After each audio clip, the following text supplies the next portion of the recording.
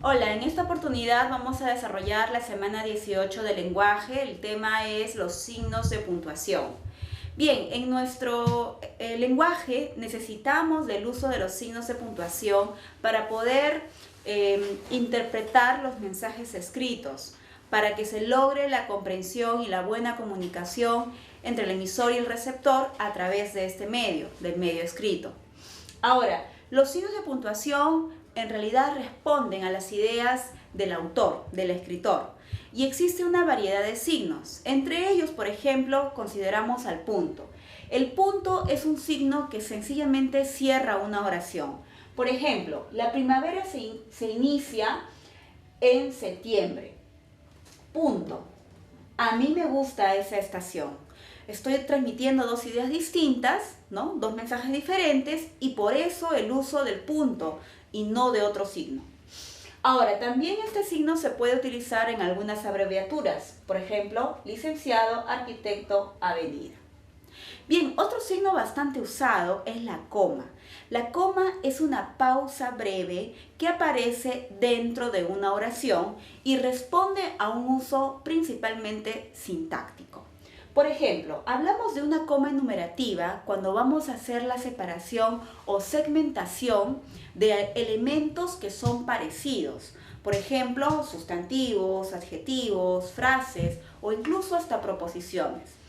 Por ejemplo, traeremos pasta, coma, atún, coma, frutas, coma, etc. Entonces, como podemos ver, estamos separando categorías que son claramente similares. Ahora, la coma positiva, en cambio, es aquella que se utiliza para encerrar la aposición, la frase nominal que cumple esa función. Por ejemplo, Grau, coma, el caballero de los mares, coma, es nuestro héroe, ¿no? Entonces, aquí como podemos observar, el caballero de los mares es una posición, ¿no es cierto?, de Grau. Ahora, la coma hiperbática es aquella coma que se utiliza cuando existe una interrupción en la oración, es decir, cuando se ha alterado el orden lógico de esta. Por ejemplo, cuando se mueve o se ubica en una posición que no le corresponde el complemento circunstancial. Por ejemplo, en poco tiempo, coma, subió su salario. Como podemos observar, esta oración no está en el orden correcto. Lo correcto sería decir, subió su salario en poco tiempo. Pero como podemos observar, el circunstancial, como está al inicio de la oración, necesitamos del uso de la coma hiperbática. Las comas explicativas, en cambio, son aquellas que se suelen utilizar cuando queremos encerrar una explicación, cuando queremos añadir en nuestra oración una información o un dato extra, ¿no? Por ejemplo, Diego, coma, quien ganó la competencia, coma, es piurano. La oración principalmente nos aporta la idea de la procedencia de Diego. ¿De dónde es Diego? Es de Piura, ¿verdad? Pero aquí esta información es un comentario adicional que se le proporciona al receptor para que pueda saber qué es lo que ha ocurrido con esta persona. Ahora, otra coma llamada la coma elíptica es aquella que nosotros utilizamos para no repetir una palabra que ya apareció en una proposición anterior. Es decir, la coma elíptica viene a ser la presencia de un verbo suprimido. Por ejemplo, Diego estudia medicina. Miguel, coma, derecho. Entonces, para no repetir la misma palabra, estudia y estudia, hacemos uso de la coma elíptica. Generalmente, entonces, la coma elíptica es la presencia, es la marca de la ausencia de un verbo que ya apareció o la presencia de un verbo que se puede sobreentender por el contexto. Bien, así como esta, también tenemos la coma vocativa. La coma vocativa es aquella que nosotros vamos a utilizar para separar al elemento vocativo, es decir, al receptor, al elemento de la comunicación. No es ni parte del sujeto ni parte del predicado. Por ejemplo, atiende, coma, Diego, coma, la clase. En realidad, la oración lo que quiere decir es hablarle a Diego. Atiende la clase. Pero ¿a quién le damos este mensaje? A Diego. Diego es nuestro interlocutor, ¿no? Entonces, por lo tanto, Diego, como está ubicado en medio de la oración, tenemos que colocarlo entre comas, en este caso, vocativas. Y por último, tenemos la coma llamada conjuntiva. Esta coma se utiliza cuando en la oración es una oración compuesta, formada por varios verbos. Por ejemplo, es y aquí está. Ahora, la conjunción es la palabra pero, es una conjunción adversativa. Entonces, como la oración es una oración compuesta, regularmente extensa, y aparece un nexo adversativo, este nexo adversativo necesita que esté precedido por una coma inicial. Bien, entonces con la coma hay que tener varias consideraciones que responden básicamente a la estructura de la oración. En cambio, el punto y coma es una pausa superior, mayor, más prolongada que la coma. Y aparece principalmente cuando en esta ya se han dado el uso de algunas otras comas. Y sobre todo también cuando la oración es de una regular proporción. Por ejemplo, aparece este signo en oraciones yuxtapuestas, ¿no? Ejemplo, Tania consume vitaminas, él hace ejercicios. Como podemos ver, esta oración es una oración compuesta porque vemos la presencia del verbo consumir y aquí del verbo hacer, ¿no? Y como tal son dos proposiciones, pero estas dos proposiciones, ¿no?, están unidas a través de este signo. Ahora, por otro lado, también podemos usar el punto y coma ante enumeraciones complejas, ¿no? Por ejemplo, discutieron del tabaco, ¿no?, dañino para el pulmón, alcohol consumido por muchos y drogas. Como podemos ver aquí, el tema discutido son tres: tabaco, alcohol y drogas. Pero estamos observando que también se está haciendo una precisión o una aclaración acerca de estos tres temas discutidos. Por eso necesitamos del uso de la coma. Entonces, para alternar, estamos haciendo la combinación con el punto y coma. Entonces, separamos tabaco con su respectiva aclaración, alcohol y su respectiva aclaración, y finalmente las drogas, ¿no?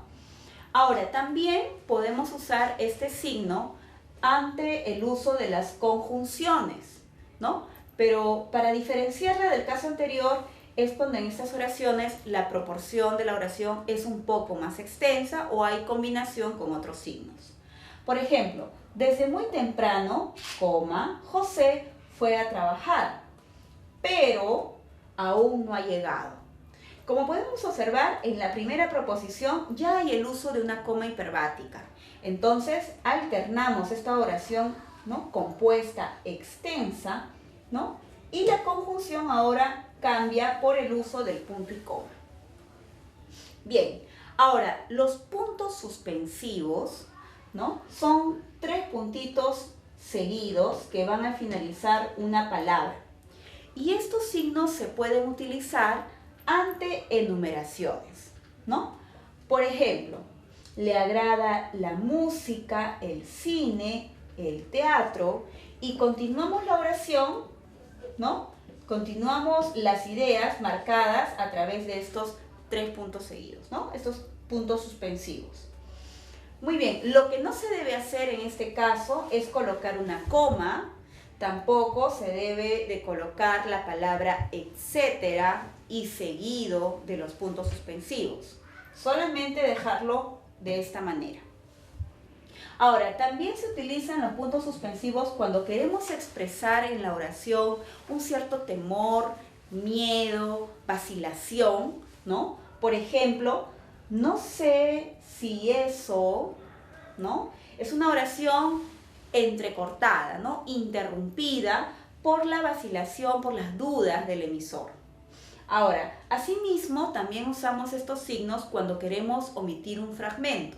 en especial cuando tenemos una cita textual, la reproducción de palabras dichas por otra persona, ¿no? Entonces, por ejemplo, él comentó, ¿no? Esta vida no la merezco, no me merece, ¿no? Entonces, aquí se ha observado la omisión de otras ideas de la cita textual a través de los puntos suspensivos, pero estos tienen que estar siempre acompañados del uso de los paréntesis. Bien, así como este signo también tenemos a los dos puntos.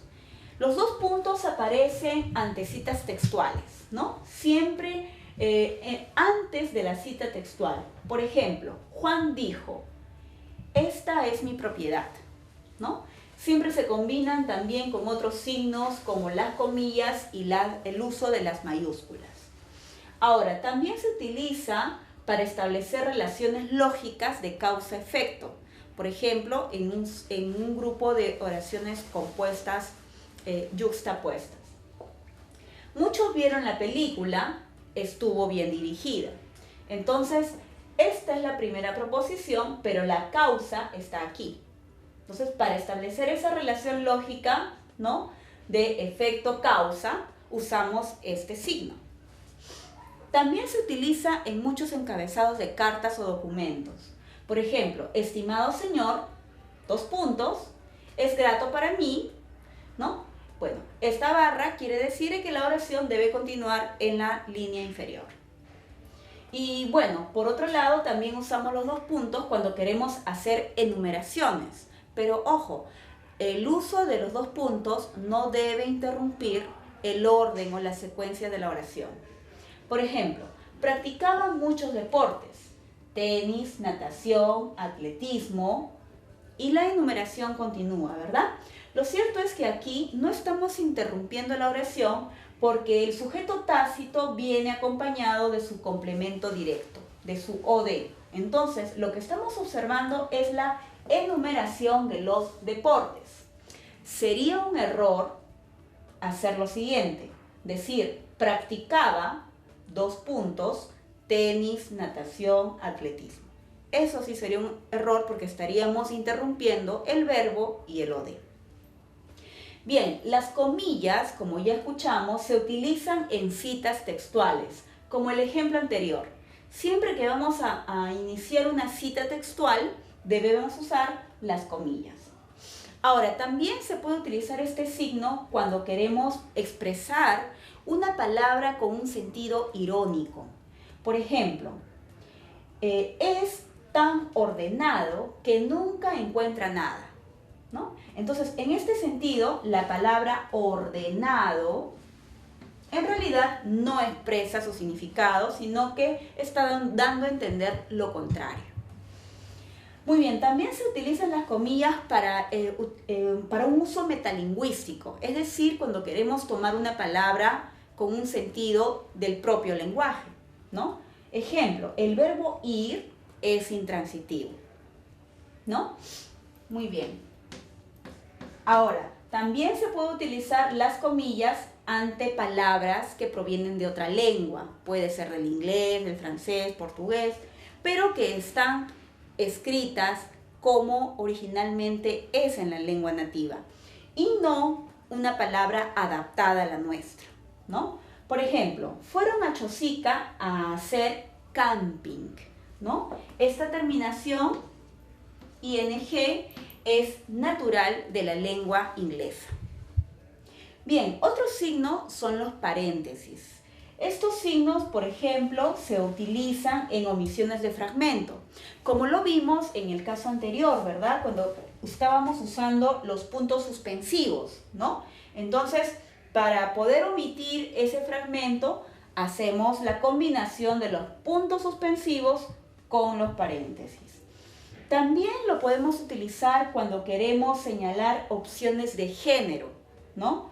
Por ejemplo, señor, señora, señores o señoras, ¿no? Entonces, es una forma de alternar. Bueno, así como también los paréntesis se pueden utilizar a veces para añadir algún tipo de dato. Puede ser una fecha, puede ser un lugar, un país, ¿no? Por ejemplo, Patricia Domínguez, y colocamos aquí este dato, ¿no? A veces también se puede utilizar con la finalidad de hacer una aclaración, un tipo de precisión. Por ejemplo, el Parque Zonal tiene mayor afluencia, pero vamos aquí a hacer la aclaración de la dirección exacta del Parque Zonal, ¿no? Primavera, comas. Bien, otro signo de puntuación es el guión. El guión es un signo de puntuación pequeño, corto, que generalmente lo usamos para enlazar palabras, ¿no? Su funcionalidad básicamente radica en esa categoría gramatical, en algún tipo de palabra. Lo usamos en compuestas, ¿no? Por ejemplo, franco-alemán, ¿no? Que es un adjetivo compuesto con guión. También a veces lo podemos usar para intercalar datos, ¿no? Por ejemplo, los años. Lo podemos utilizar para enlazar categorías, ¿no? Para equivalente, por ejemplo, a una conjunción o a una preposición, ¿no? Por ejemplo, pasajes Lima, Cusco, ¿no? Estamos uniendo aquí la salida y la llegada, ¿no? del vuelo. Y también lo podemos utilizar para el silabeo ortográfico, ¿no? Por ejemplo, la palabra exhalar tiene 3 sílabas. Es importante en el uso del guión, por ejemplo, cuando vamos a tener que continuar en el renglón siguiente, que el guión no separe los grupos vocálicos, que no se corte la palabra en un diptongo o el triptongo, que no se descomponga esta secuencia. Bien, un signo familiar pero un tanto mayor viene a ser la raya. La raya básicamente se utiliza a nivel de diálogos o de textos. Por eso, la raya, que es un signo superior, lo podemos utilizar, por ejemplo, para intercalar a los interlocutores o a los personajes de un texto narrativo. También lo podemos utilizar, por ejemplo, para separar el objeto directo anticipado, ¿no?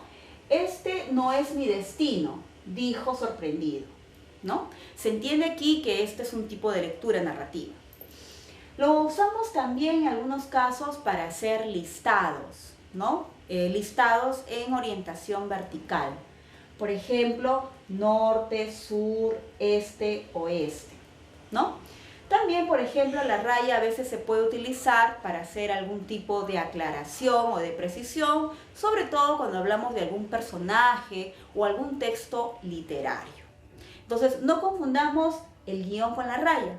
La raya aparece en textos, ¿no? En textos, por ejemplo, literarios, mientras que el guión es un signo que aparece básicamente con las palabras.